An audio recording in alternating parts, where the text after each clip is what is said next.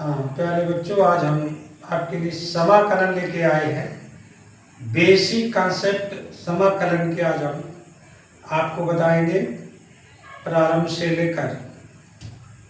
तो समाकलन और अवकलन कलन की दो विधियां हैं। इससे इंटर के क्लासेस में करीब 44 मार्क्स के क्वेश्चन आते हैं। तो अवकलन की कैलकुलेशन होने के बाद अब समाकलन शुरू करना है। समाकलन का मतलब संकुचन। जैसे किसी गुब्बारे को आप हवा भरकर फुलाएंगे तो इसमें दो कंडीशन होती है। जब हवा भरकर फुलाएंगे तो उसके आकार में वृद्धि होगी, लंबाई चौड़ाई में वृद्धि होगी, तो वृद्धि की दर जो होती है वो अवकलन होती है। इसी प्रकार जब समाकलन से हवा कम करेंगे तो उसमें आकार में कमी होगी, तो कमी की दर हो गई। और इसके बाद जब हवा को निकाल देंगे तो वो अपने पूर्व स्थिति में आ जाएगा, और वही पूर्व स्थिति उस समाकलन में फंक्शन की होती है। तो समाकलन मतलब संकुचन। तो समाकलन अवकलन एक दूसरे के व्युत्क्रम होते हैं। अभी तक हम अवकलन बताते रहे, अब समाकलन बताएंगे।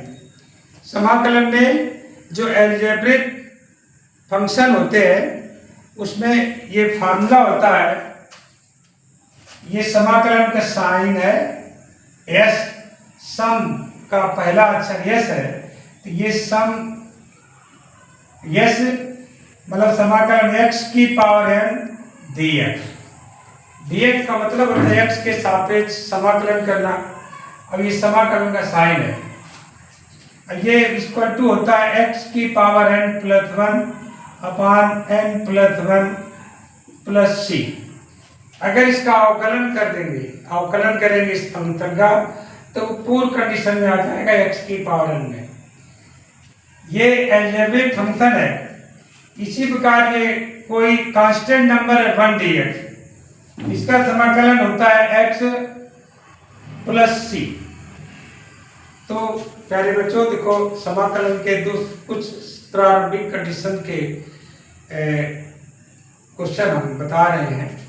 जैसे लिखा हो x की पावर 4 dx, यहाँ पर x की पावर n की जगह 4 है, तो इस फार्मूले के मेथड से x की पावर 4 प्लस 1 अपान 4 प्लस 1 और प्लस कांस्टेंट से जोड़ देते हैं, तो ये हो जाएगा x की पावर 5 अपान 5 प्लस c। इसी प्रकार से अगर लिखा हो x की पावर 1 अपान 2 dx, इसमें x की पावर 1 अपान 2 यानी n के मान 1 अपान 2 है, तो ये आ जाएगा x की पावर 1 अपान 2 प्लस 1 अपान 1 अपान 2 प्लस 1 प्लस c। इसको जब जोड़ेंगे तो x की पावर 1 प्लस 2 अपान 2 अपान 1 प्लस 2 अपान 2 प्लस c, यानी x की पावर 3/2 अपान 3/2 प्लस c। अब ये 2 ऊपर चला जाएगा, यानी आ जाएगा 2 अपान 3 x की पावर 3/2 प्लस c।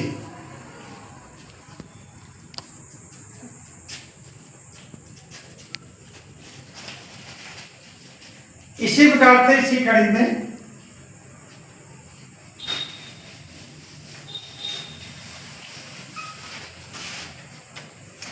अगर लिखा है 1 अपान x की पावर 3 dx, इसको ऊपर ले जाएंगे, ये आ जाएगा x की पावर -3 dx।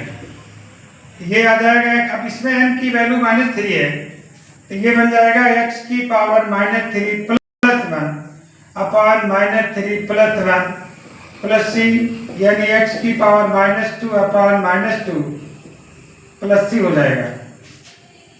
अगर यही फंक्शन बना है अंडर रूट x स्क्वायर यहाँ पर 3 dx है, तो ये बन जाएगा पावर फॉर्म में x की पावर 2, और इसको जब हटाएंगे तो 1/3 dx हो जाएगा, यानी आ जाएगा, इसका जब मल्टीप्लाई करेंगे x की पावर 2/3 dx। अब इसका समाकलन करेंगे, ये आ जाएगा x की power 2/3 plus 1/2/3 plus 1 plus c, यानी आ जाएगा, जब एलसीएम लेकर हल करेंगे तो x की पावर आ जाएगा 2 + 3/3 2 + 3/3 प्लस c, यानी x की पावर 5/3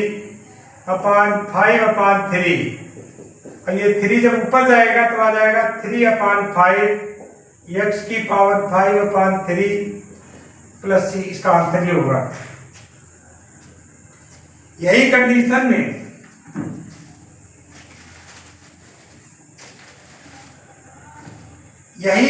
में